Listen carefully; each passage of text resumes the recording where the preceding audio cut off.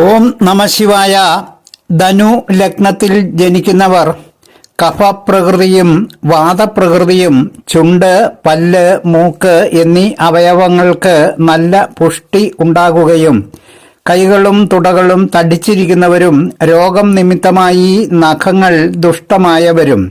പ്രവൃത്തികളിൽ നല്ല ഉത്സാഹവും നല്ല ശൗര്യവും ഉള്ളവരും അല്പന്മാരെയും അധമന്മാരെയും സേവിക്കുന്നവരും കളവ് ചെയ്യപ്പെട്ടോ അഗ്നിയുടെ ഉപദ്രവത്താലോ സർക്കാർ സംബന്ധമായോ ധനം നശിക്കുന്നവരും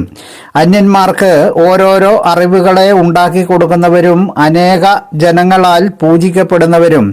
സഹോദരന്മാരെ ദ്രോഹിക്കുന്നവരും അന്യദേശത്ത് വച്ച് ഇഷ്ടപ്പെട്ട പ്രവൃത്തികൾ ചെയ്യുന്നവരും സർക്കാരിൽ നിന്ന് ധനത്തെ ലഭിക്കുന്നവരും ധർമ്മങ്ങളിൽ മധ്യമ മനസ്സുള്ളവരും ഭാര്യമാരോട് വൈരമുണ്ടാകുന്നവരും മുഖത്ത് രോഗങ്ങൾ ഉണ്ടാകുന്നവരും ആയിരിക്കും.